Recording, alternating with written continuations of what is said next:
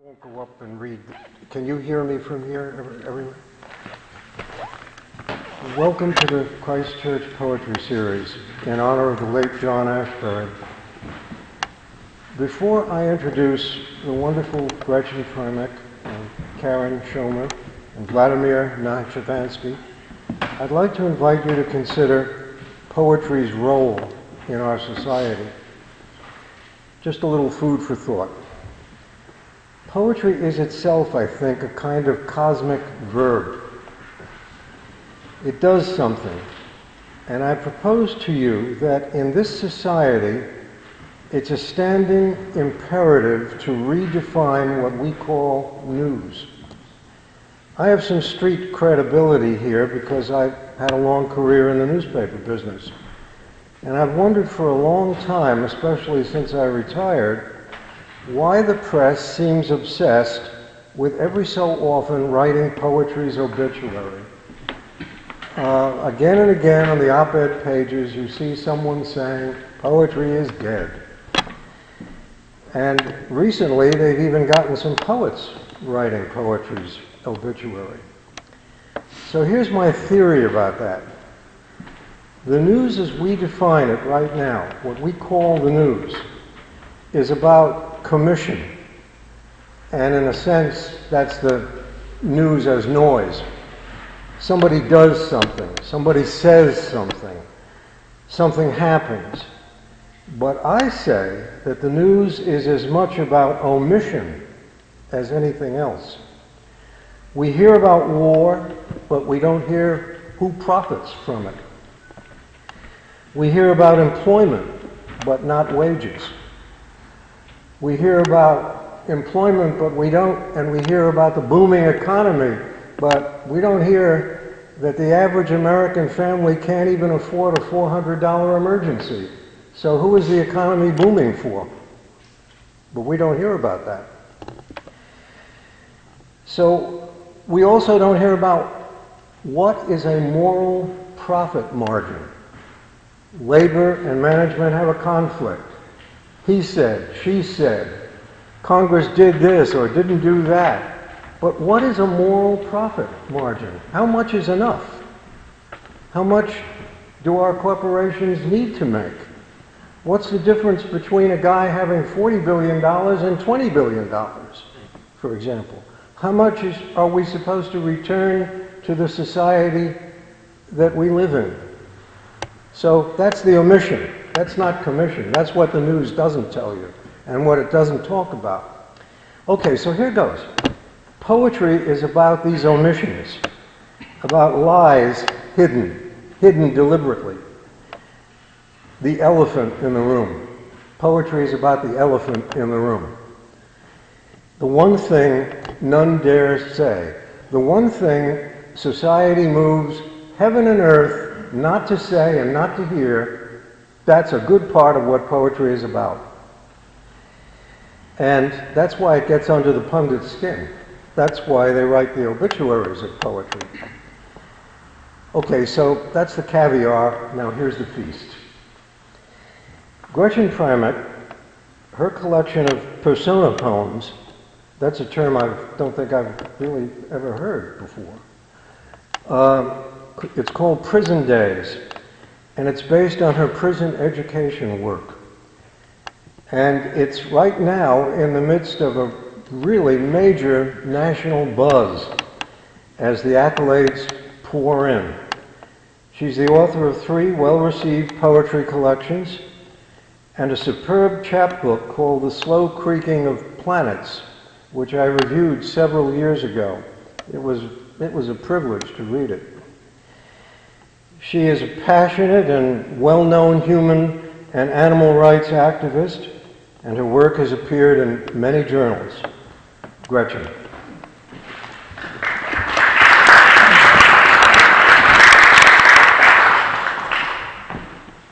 Boy, thank you so much, Del. That was so thoughtful. I was kind of riveted and forgot why we were here. I used to be a labor organizer, so I think about that stuff a lot. And I think that's exactly what I hope to do in my work. And 2 out of 3 of my full-length collections are themed around issues that are completely omitted from society. We are hearing more now about mass incarceration, for which I'm very grateful. But as Del said, I've been teaching in prison for about 14 years. And so what this book is, Visiting Days, is a collection of persona poems, which means poems are like dramatic monologues or poems that are in the voice of someone else. And so the book imagines a maximum security men's prison like the ones where I have taught and am teaching now. And each poem is in the voice of someone who is incarcerated there or who is visiting someone who's incarcerated there. And this is the book that I'll read from tonight, although I may make reference to the other themed collection, which is about animals and our relationship to other animals in our time, the dynamic between the human animal and other animals. Something that we don't want to talk or think about very much either. So I want to start with a poem about citizenship, which I hope is on a lot of people's minds right now, because we're trying to figure out with this administration who is a citizen and what citizenship means, who should be a citizen and who shouldn't be a citizen, right? And we're constantly at loggerheads around that. This is also something for us to think about when it comes to incarceration.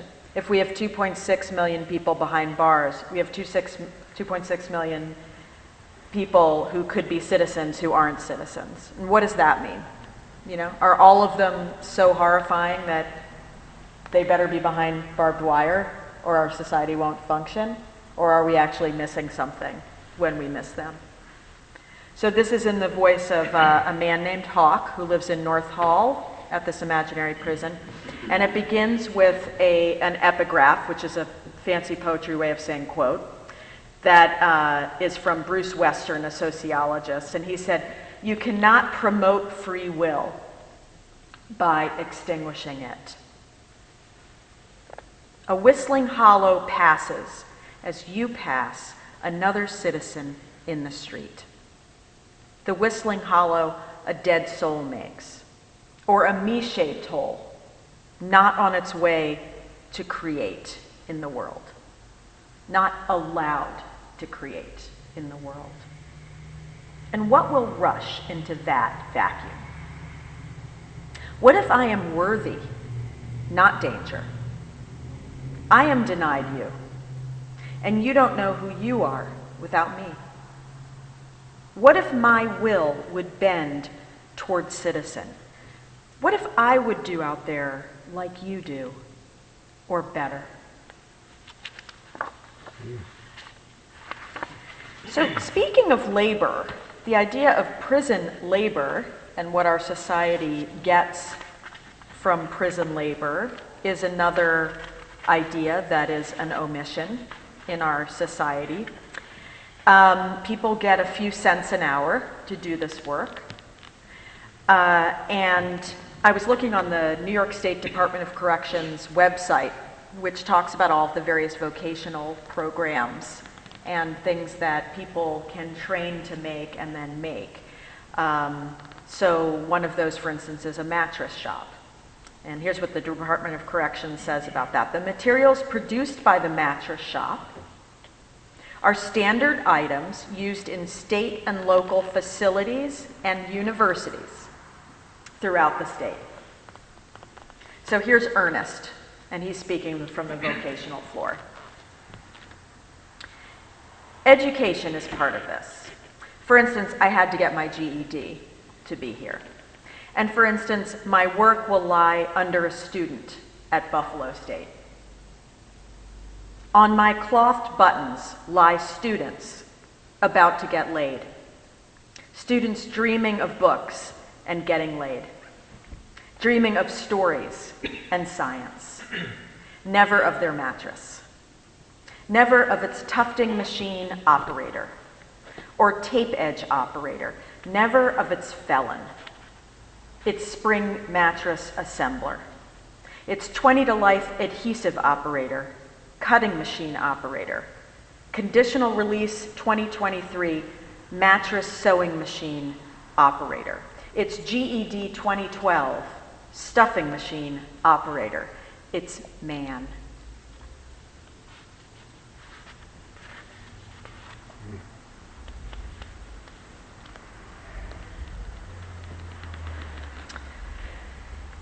So one more work poem. There are several in here. This one is a man named Ismail who works in the prison laundry. So in this case, what he's doing, his work does not leave the prison, right? He's working on behalf of the prison. Ismail. There is a musk that won't boil off in bleach, a white, yellow as an old eye. There is a sound like a train jettering under the river, pushing through with its forehead, pushing through my forehead. And I fold. Sisyphus knows this room and the mess line down the hall and the line behind the swinging kitchen door. He knows these net bags full of green, the skin of us, a green not found in nature, our dins above the pocket. The number on our green skins sealed in cinder block. No one wants the clothes that are state issued. Most clothes are state issued. And I fold. And I push the canvas on its tired black wheels. What you can wear, non-state. Solid red, solid yellow, purple, no blue, no orange, no patterns, no black.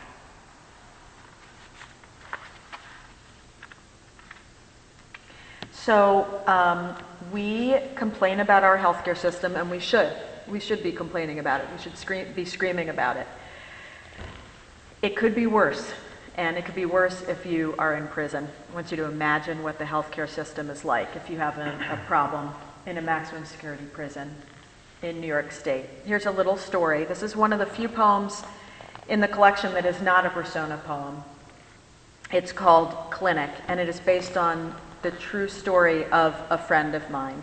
You know, having worked in prison for this long, I have at this point a lot of friends who are either formerly incarcerated or currently incarcerated, who have trusted me with their stories and for whom this book is an homage and an individualization of them because they're individuals.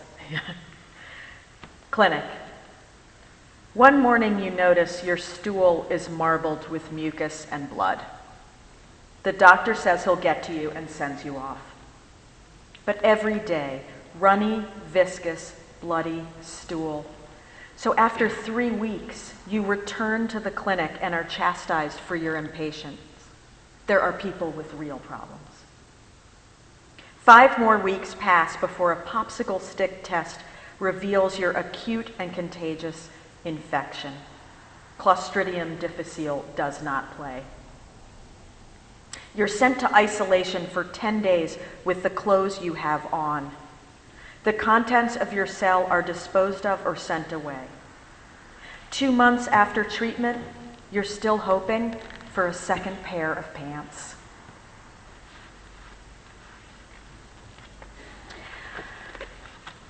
I think you can imagine what the specter of race is in the New York State prison system.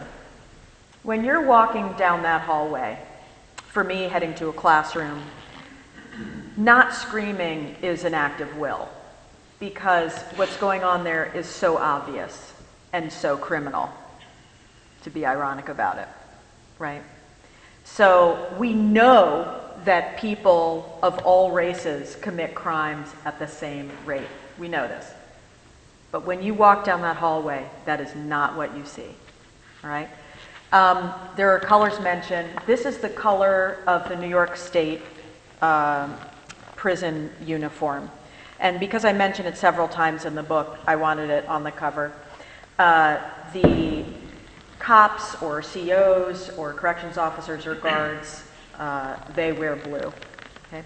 So here's someone named Majestic walking down the hall. So it's called Majestic on his way.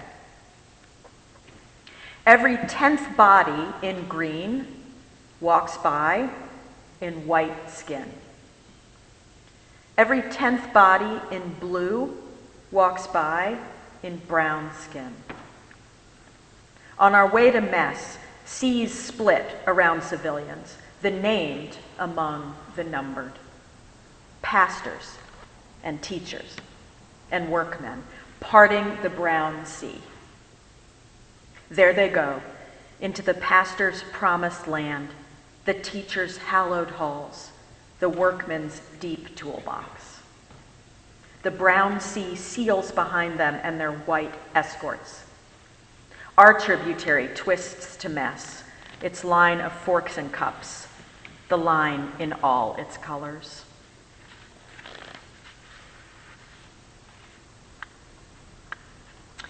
Another issue in prison that's getting more attention now, thankfully, is solitary confinement. We know that solitary confinement is a form of torture. We know that if somebody is confined for more than 2 weeks, they have potentially permanent damage. Many of the people that I know have been in solitary confinement for years. My friend Elias, who is out now after 29 and a half years and is currently at Cornell getting his PhD in Comp Lit, was in solitary for 3 years. You don't bounce back from that. There are 3 poems in the book about solitary, and here's one of them. This is Hakim. Solitary is called the box, so this is Hakim in the box. Cell of dead cells, my cells, crawl cells, sleep cells, knife cells, red blood cells, nerve cells, froze blood cells, soup cells, most ghost cells, God cells, air cells, her cells, hell cells, sting cells, stone cells, throb cells, red cells, sick cells, black cells, whole cells, cells, brown cells, lost green cells, sad cells, hell cells, cell hell.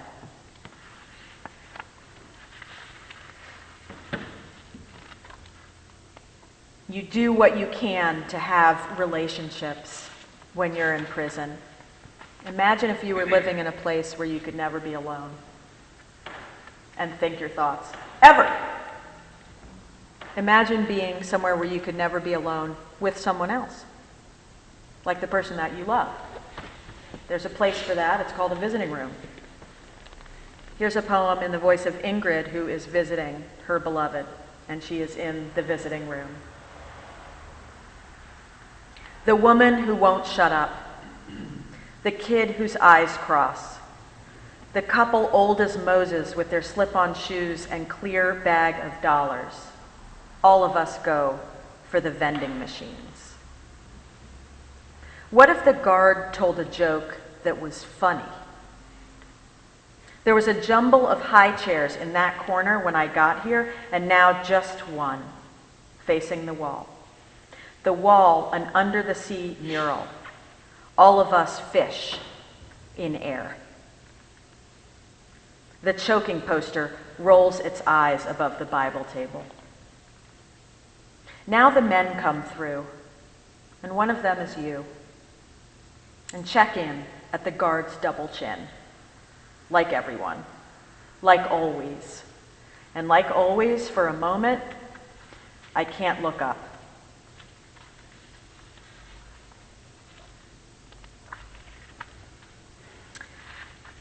All right. I'll do 2 more.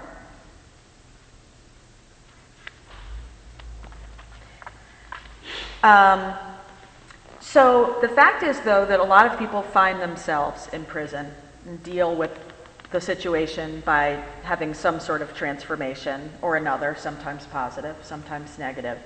That could be a transition to or from or between religions. That could be a transformation in terms of education. That could be finding art in prison, becoming a poet in prison, becoming an artist in prison. One of my friends, whose name is Intelligent, went vegan in prison. He did it as a renunciation of violence. He also did it to honor his body, which he had never done before. And he managed to be vegan. He served 19 and a half years, and he discovered the truth about what happens to animals and the truth about what it does to our bodies within the first few years. So for the majority of his time in prison, he was vegan. Now, I'm vegan, and I'm vegan because I care at all about animals and because I care about the planet. We are in a climate emergency. We know that animal agriculture accounts for a majority of human-caused climate change. This is something that is omitted. It was omitted in Al Gore's movie for being too inconvenient a truth. He has since talked about it quite honestly, but he didn't think people could hear it. Guess what? We're in an emergency, and we need to be able to face the omissions. And this is an omission. So environmentally, what we do is so evil that the planet's dying. In terms of cruelty, in terms of ethics, I couldn't live with myself if I took that into my body. All this to say that for me, though, out here, it's easy. I can go to Hannaford right now and get Ben & Jerry's or Haagen-Dazs that's vegan. That's insane, right? This is embarrassingly easy. It's not always convenient, but my life is not about convenience. It is not easy in prison. It is so unbelievably hard. I don't know how he did it. He is a hero to me. Now he's in Atlanta, living it up, and feeling it's very easy for him there. Not in prison. He is amazing. And I wrote a poem to honor him. This is a man named Knowledge. It's not intelligent. No one in here is a real person. Intelligent can speak for himself. But it is somebody who has inspired me as an imaginary character. He inspired me to create this person as an homage. Knowledge, East Wing. I honor life by not taking it anymore. Not a fish's life. Not a calf's. No one's brother or child. I did violence. I put it between my teeth and it formed my blood, and I took blood. Now I eat what they ate in Eden before violence. Now I ask forgiveness for the life I've taken that wasn't mine to take. The man, and the calves and the fishes, the chicks and their mothers. The cops laugh. Their work is domination. They lord over, and some men on the block call themselves kings. But I am done with that in every soul of me and every body.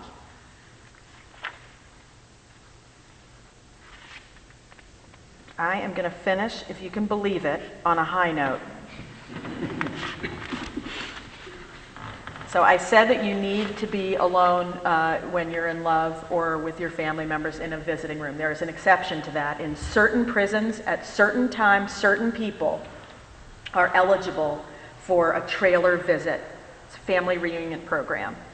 And so I just got a letter from one of my friends. He's at Sing Sing, and he just came off a trailer visit with his new wife, and he's over the moon.